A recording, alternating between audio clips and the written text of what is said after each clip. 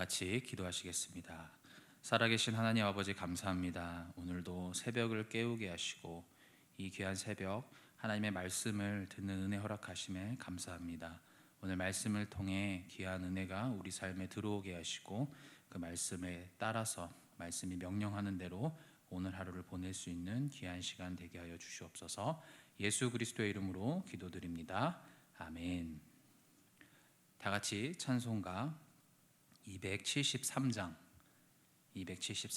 나 주를 멀리 떠났다 찬송 드리시겠습니다.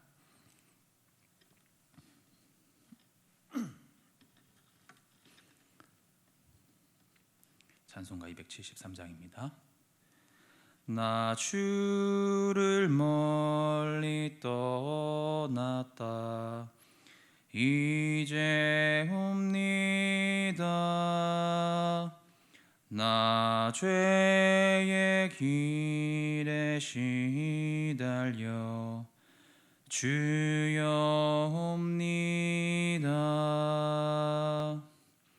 나 이제 왔으니 내 집을 찾아 주여 나를 받으사 맞아주소서. 그 귀한 세월 보내고 이제 옵니다. 나 뉘우치는 눈물로 주여 옵니다. 나 이제 왔으니 내 집을 찾아 주여 나를 받으사 맞아주소서. 나 죄에 매여 고달파 이제 옵니다. 주 크신 사랑 받고자 주여 옵니다. 나 이제 왔으니 내 집을 찾아 주여 나를 받으사 맞아주소서. 이 병든 마음을 고치려 이제 옵니다. 큰 힘과 소망 바라고 주여 옵니다. 나 이제 왔으니 내 집을 찾아 주여 나를 받으사 맞아주소서. 나 바랄 것이 무언가 우리 주 예수 날 위해 죽임당하심 믿고 옵니다. 나 이제 왔으니 내 집을 찾아 주여 나를 받으사 맞아주소서.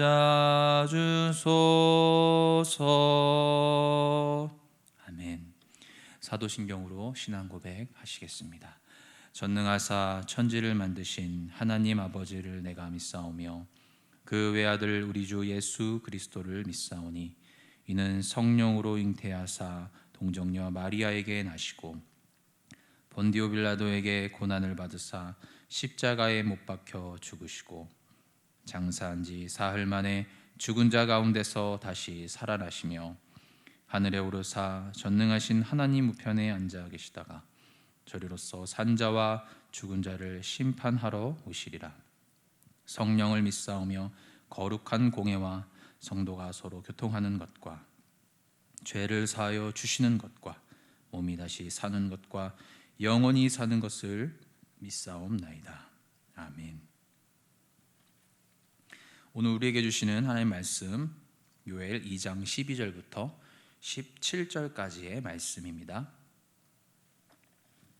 제가 가진 성경 구약성경 1271페이지에 있습니다. 요엘 2장 12절부터 17절까지의 말씀입니다. 저 여러분 한 절씩 교독하도록 하겠습니다. 여호와의 말씀에 너희는 이제라도 금식하고 울며 애통하고 마음을 다하여 내게로 돌아오라 하셨나니 너희는 옷을 찢지 말고 마음을 찢고 너희 하나님 여호와께로 돌아올지어다. 그는 은혜로우시며 자비로우시며 노하기를 더디하시며 인애가 크시사 뜻을 돌이켜 재앙을 내리지 아니하시나니 주께서 혹시 마음과 뜻을 돌이키시고 그 뒤에 복을 내리사 너희 하나님 여호와께 소제와 전제를 드리게 하지 아니하실는지 누가 알겠느냐. 너희는 시온에서 나팔을 불어 거룩한 금식일을 정하고 성회를 소집하라. 백성을 모아 그 모임을 거룩하게 하고 장로들을 모으며 어린이와 젖 먹는 자를 모으며 신랑을 그 방에서 나오게 하며 신부도 그 신방에서 나오게 하고 여호와를 섬기는 제사장들은 낭실과 제단 사이에서 울며 이르기를 여호와여 주의 백성을 불쌍히 여기소서. 주의 기업을 욕되게 하여 나라들로 그들을 관할하지 못하게 하옵소서. 어찌하여 이방인으로 그들의 하나님이 어디 있느냐 말하게 하겠나이까 할지어다. 아멘. 오늘 말씀은 요엘서 2장 12절부터 17절까지의 말씀입니다. 성경을 이해하기 위해서는 그 배경을 아는 것이 굉장히 중요한데요. 이 요엘서는 연대기와 신학적인 관점에 대해서 어떤 학자들의 학문적인 일치가 없기 때문에 다양한 의견들이 있습니다. 그러나 어떤 명확한 문체와 특별한 논리 구조를 가지고 있기 때문에 2장 23절 정도만 제외하면 그 뜻이 굉장히 분명하다고 이해할 수 있습니다. 보수적인 신학자들 중에 다수는 이 요엘이 쓰인 시기를 BC 587년에서 586년으로 보고 있습니다. 이 시기는 이제 왕조가 몰락해가는 어지러운 정계 국면 속에서 아직은 예루살렘이 그대로 있었던 시기입니다. 어찌 보면 지금 현재 저 여러분이 겪고 있는 시대적 상황과 굉장히 비슷한 부분이 있다라고 할 수 있는 것이죠. 당시 정계는 매우 어지러웠습니다. 왕조가 흔들리고 결국에는 포로로 잡혀갔죠. 그리고 영적으로는 솔로몬이 지었던 첫 번째 예루살렘 성전이 파괴되고 수룹바벨을 주축으로 두 번째 성전이 세워지는 시기랑도 맞물린다고 볼 수 있습니다. 정계의 상황과 전통적인 예배가 흔들리고 다시 세워져야 하는 이 시기, 굉장히 지금 우리가 사는 시기와 비슷하다라고 느껴지지 않습니까? 그런 의미에서 우리 현실을 관통해주는 성경이라고 볼 수 있죠. 오늘 본문을 통해서 세 가지의 메시지를 살펴보기 원하는데요. 본문을 통해 저와 여러분들을 향해 말씀하시는 하나님의 통렬한 외침이 우리 가슴에 심겨지는 시간 되기를 원합니다. 오늘 본문은 이스라엘을 향한 두 번의 부름과 요청이 있습니다. 첫 번째 부름이 무엇입니까? 바로 회개하라는 것이죠. 12절 말씀을 보니까 여호와의 말씀에 너희는 이제라도 금식하고 울며 애통하고 마음을 다하여 내게로 돌아오라 하셨다. 하나님은 이스라엘 백성에게 명령하셨습니다. 무엇을 명령하십니까? 하나님을 향해 마음을 다하지 않는 그 태도를 돌이키라는 것이죠. 신명기 4장과 30장에 있는 말씀의 형태로 말씀을 인용하면서 마음을 다해 하나님을 향하도록 하나님은 요구하고 계신 것입니다. 사랑하는 성도 여러분, 우리는 성도로서 마음을 다해 하나님을 향해야 합니다. 이 어지러운 시기에 우리가 하나님 앞에 자복하는 심령으로 바짝 엎드려서 내가 지난날 하나님을 하나님으로 여기지 않았음을 회개해야 하는 것이죠. 저에게 개인적으로 오래 주셨던 귀한 은혜 중 하나는 우리 신앙의 표본이라고 할 수 있는 신앙 고백서와 교리문답에 대한 부분들을 좀 공부했던 것이었습니다. 개혁교회 3대 유리문답이라고 할 수 있는 하이델베르그와 제네바, 웨스트민스터 대소유리문답, 그리고 벨직 신앙 고백서까지 한 번씩 다 읽고 공부하면서 제가 가장 많이 느끼고 가장 큰 울림이 있었던 부분이 무엇이었는 줄 아십니까? 회개에 대한 부분이었습니다. 회개. 이 시대는 어떻습니까? 회개의 가치가 바닥에 떨어져 있는 것이 사실이지 않습니까? 우리 신앙의 선조들은 피를 토하는 심령으로 회개에 집중하고 회개를 강조했는데 저를 비롯한 많은 성도들이 이 회개에 대해서 가치절하하고 무시하고 있었지는 않았나라는 생각을 해보게 되었습니다. 어려운 시기를 직면할 때마다 성경 속에 하나님은 성도들의 회개를 촉구하셨습니다. 세상 사람들에게 변화를 요구하신 것이 아니라 성도들에게 회개를 촉구하셨다는 것이 중요합니다.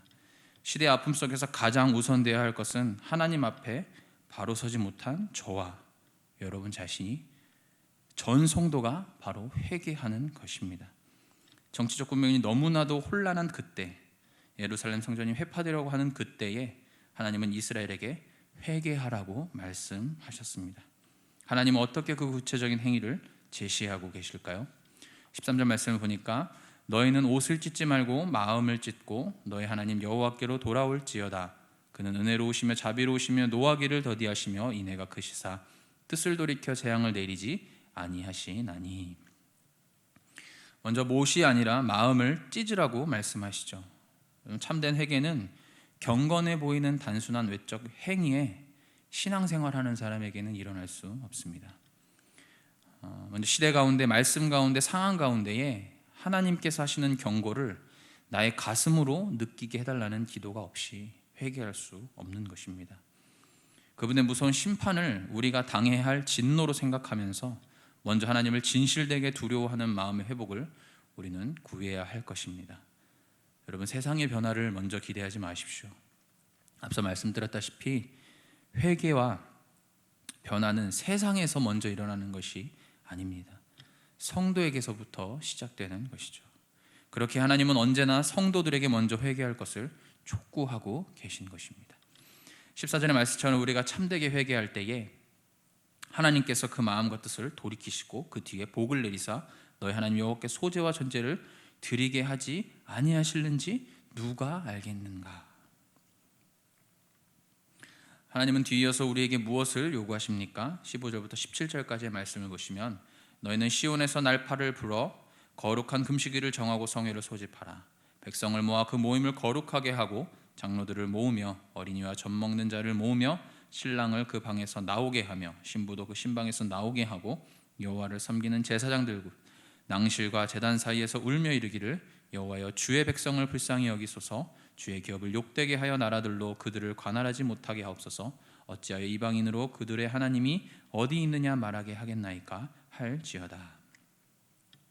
하나님께서는 개인의 회개 뒤에 이어서 공동체적 회개와 간구를 촉구하십니다.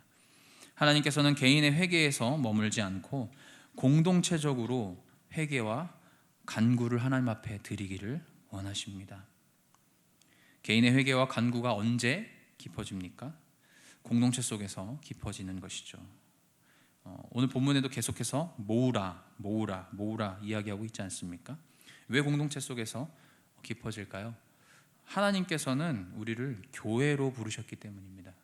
사랑하는 성도 여러분, 우리는 교회입니다. 이것은 한 개인일 뿐만 아니라 공동체라는 이야기죠.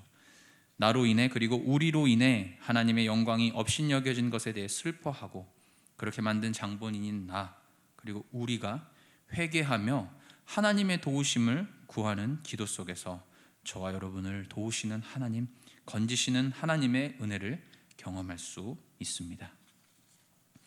말씀을 정리하려고 합니다. 사랑하는 성도 여러분, 정치적 혼란과 코로나로 인한 삶과 교회의 위기 속에서 하나님은 저와 여러분들에게 무엇을 요구하고 계십니까? 첫째는 회개를 요구하십니다. 그리고 둘째로 구체적인 명령을 하시죠. 오늘 말씀에서는 금식할 것을 명령하십니다. 그리고 마지막으로 개인에게서 공동체적인 회개와 간구를 촉구하십니다. 오늘의 말씀이 우리의 시금석이 되기를 바랍니다. 이 이야기를 듣지 않았던 이스라엘이 어떤 결과를 맞이합니까? 우리는 그것을 꼭 기억해야 합니다. 하나님의 신실하심이라는 것은 우리에게 복이 될 수도 있지만 너무나도 무서운 저주가 될 수 있습니다. 왜 그렇습니까? 하나님은 행한 대로 보응하시는 하나님이시기 때문입니다. 하나님에 대한 두려움이 회복되는 새벽 되기를 바랍니다. 회개의 가치가 다시금 우리 안에 회복되는 은혜가 있기를 소망합니다. 그 끝에서 도우시고 함께 하시며 회복하게 하시는 하나님의 다함없는 사랑이 저와 여러분의 삶에 있기를 주의 이름으로 축원합니다. 기도하겠습니다. 살아계신 하나님 아버지, 어지러운 정국과 신앙의 위기 속에서 이스라엘에게 요구하셨던 것은 가장 먼저 믿는 자들의 회개였습니다.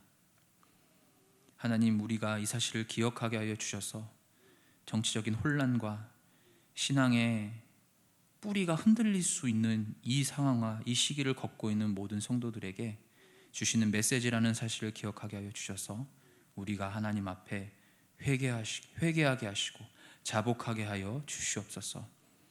그것이 말로만 되는 것이 아니라 구체적인 나의 삶 가운데 행위로 하나님 앞에 표현되게 하여 주시옵시고, 이 회개가 개인의 회개로 그치는 것이 아니라 공동체적 회개와 간구를 통하여서 나의 죄를 자복하고 하나님의 영광이 땅에 떨어지는 것에 대한 슬퍼함으로 하나님께 그 영광의 회복을 위해 기도할 때에 하나님은 은혜를 더하여 주실 것입니다.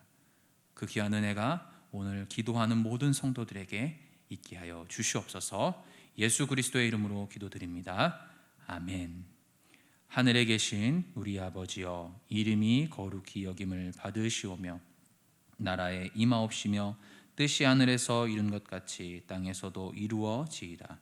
오늘날 우리에게 일용할 양식을 주옵시고 우리가 우리에게 죄 지은 자를 사하여 준 것 같이 우리 죄를 사하여 주옵시고 우리를 시험에 들게 하지 마옵시고 다만 악에서 구하옵소서. 대개 나라와 권세와 영광이 아버지께 영원히 있사옵나이다. 아멘. 우리 이 시간 주신 말씀을 생각하면서 회개하는 시간 되기를 원합니다. 그리고 대흥교회와 한국교회를 위해서 기도해 주시고 코로나의 소멸과 온전한 회복을 위해서 기도해 주시고, 특별히 중보기도로 환우와 포에버 그리고 이제 시험을 치른 수험생들 또 교우들을 위해서 함께 기도해 주시기 바랍니다. 기도하겠습니다.